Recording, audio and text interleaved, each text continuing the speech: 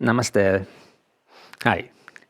The eyes can magnetize the brain, and the tongue can irrigate the body. And they play a vital role in the practice of mudra and meditation later on. But of course, before this happens, we need to do a share of opening and strengthening and mobilizing the body. And asanas are powerful. Yeah? And the various physical exercises, weight training, calisthenics, cardiovascular workout.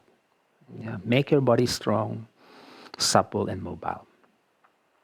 Pranayama, to purify the inner pathways of the breath and nadis.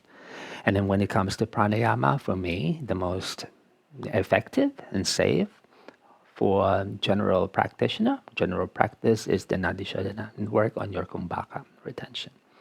But this has to be tackled side by side, living a healthy lifestyle suited for the practice.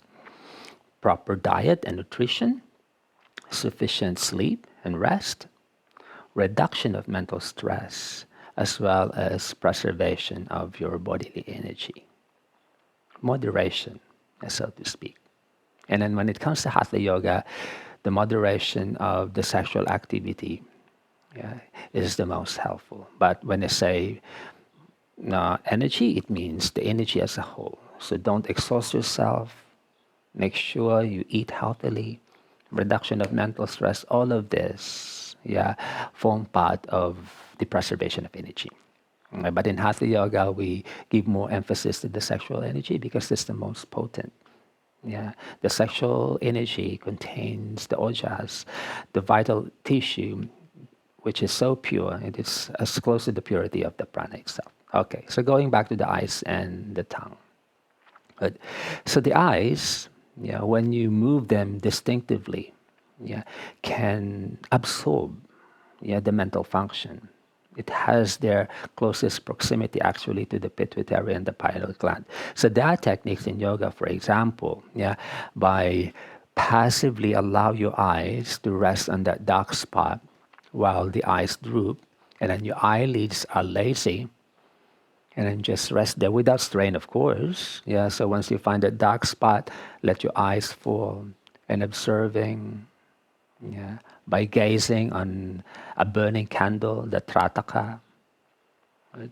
You can also do the technique with your eyes closed, like you're visualizing and looking between the eyebrows while lifting your eyelids up, like you're giving this eyelid a gentle massage.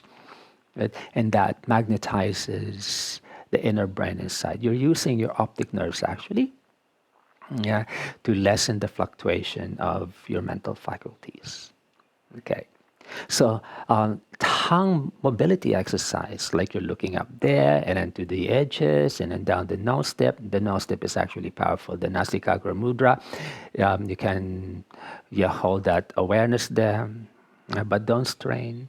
And then once you feel the eyes become heavy, close them, but keep your magnetizing sensation there and like you're internally looking at your nose step. And then you can circle around. Those exercises, all right. Using ice cube. You can rub ice cube here around your eyes and the forehead and the temples. And then you can even circle the sensation there and the temples as well. Yeah, can help you develop the sensitivity of your optic muscles, optic nerves, optic function. And then during meditation, really, when you're lying down in the Shavasana, let your eyes relax and then just roll your eyes lightly behind your eyelids where your eyebrows meet here. Right? And that can lessen the fluctuation of your brain. Good. Leading to, the absorption. All right. I've attained a number of absorption doing that technique.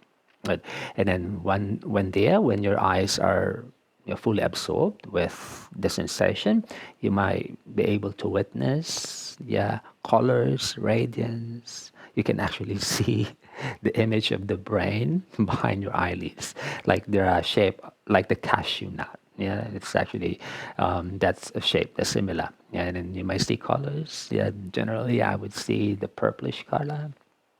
And sometimes I would see light radiance. I would see like patterns, shapes. Yeah. and those things. And those are like the yoti, yeah, the inner light, and then that could absorb the brain. Okay, the tongue. There are also exercises in Hatha Yoga we can utilize to develop the tongue.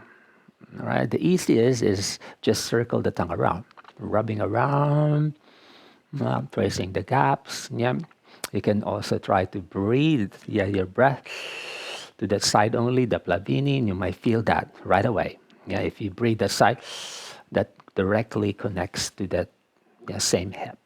And by rubbing the tongue around and then breathing distinctively, you're gonna feel the back of the collarbone, the back of the shoulder blades, around the abdomen. Yeah, and then this also helps in decompressing the neck or the cervical spine. If you're tense, if you're always like in this fight mode, yeah, loosening, performing tongue exercises while circling the head or the neck around can help you alleviate that discomfort. All right, the Talabya Kriya, yeah, the rhythmic clicking of the tongue against the hard palate, and that also vibrates the brain. All right, Nabho Mudra, where we allow the surface of the tongue to lightly seal against the hard palate and lightly create that suction by breathing through the nose. Drop the jaw, relax the gums, and you can combine this with the eyes. And exhale out. All right, the Simhasana, yeah, where you allow the tongue to passively move forward while you're exhaling through the mouth. And you can also apply the Simhasana pranayama with your mudra, those things. Yeah. But of course, the most potent of all the tongue exercises in Hatha Yoga is the Khechari Mudra, where we allow the tongue to curl and then find that space behind the uvula. And then while you're holding it there, you can perform